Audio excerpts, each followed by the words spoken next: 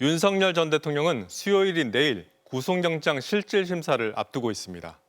윤 전 대통령에 대한 구속영장 청구서엔 지난 1월 체포영장 집행 저지 당시의 상황이 고스란히 담겨 있는데요. 특히 2차 체포영장 집행을 앞두고 윤 전 대통령이 경호처 간부들에게 총기를 가진 걸 보여주기만 해도 경찰은 두려워할 거라며 총을 갖고 있다는 걸 보여주라고 지시한 것으로 특검은 파악하고 있습니다. 구승은 기자가 보도합니다. 1차 체포영장 집행이 무산되고 2차 체포영장 집행이 다가오던 지난 1월 13일 검은 전술복을 입고 헬멧을 쓴 채 허리까지 내려오는 긴 배낭을 맨 요원들이 한남동 대통령 관저 주변을 순찰하는 모습이 포착됐습니다. 중무장한 대테러팀 요원들이었습니다.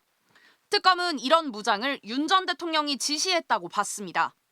이보다 이틀 전인 1월 11일 김성훈 전 경호처 차장, 이광우 전 경호본부장 등과 점심을 먹으며 2차 체포영장 집행을 위해 특공대와 기동대가 들어온다고 하는데 걔들은 총을 쏠 실력도 없다.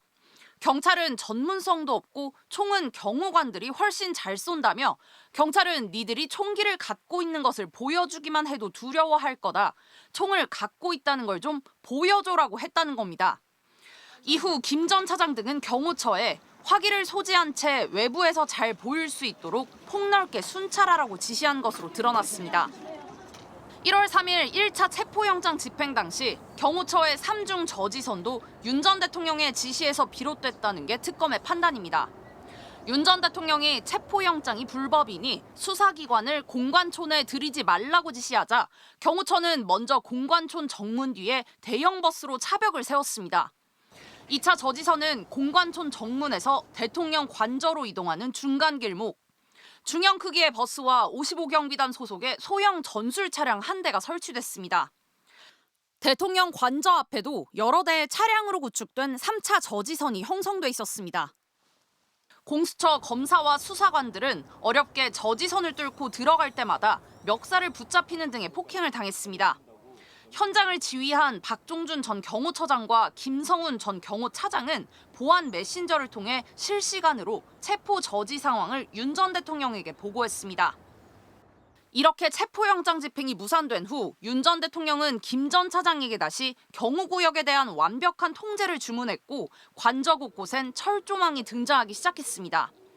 경호처 소속 대원들은 2차 체포영장 집행을 저지하기 위한 인간띠 훈련에 여러 차례 참여해야 했습니다.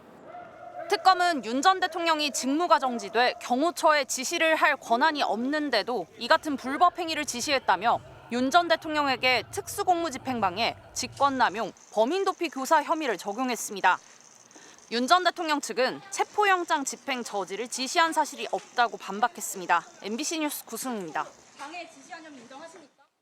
특검은 윤 전 대통령에 대한 구속영장을 청구하면서 한덕수 전 총리도 공범으로 적시했습니다.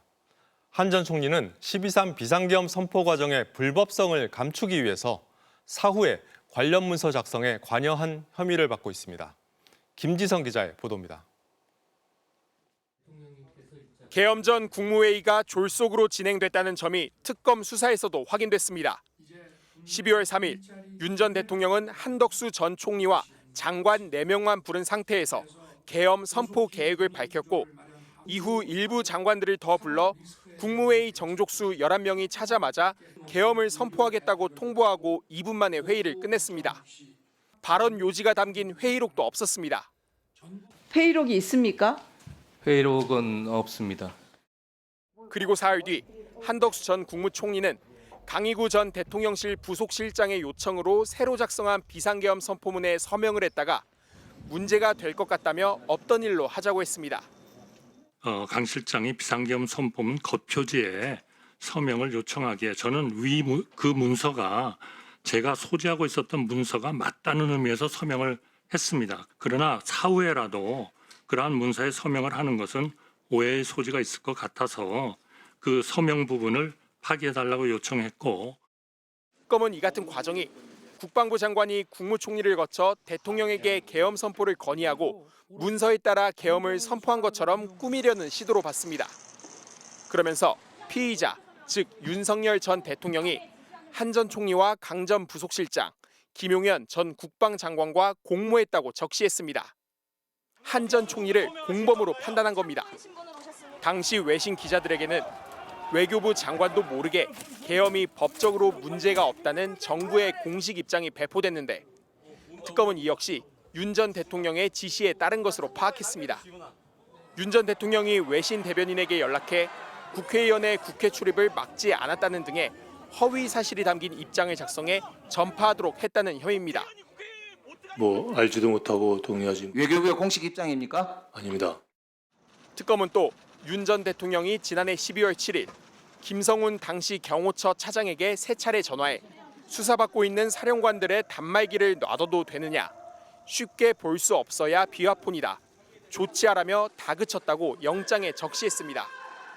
이렇게 여인영 전 방첩사령관, 이진우 전 수방사령관, 곽종근 전 특전사령관 등과 주고받은 연락을 은폐하려 했지만 경호처 직원은 이 지시에 응하지 않았습니다. MBC 뉴스 김지성입니다.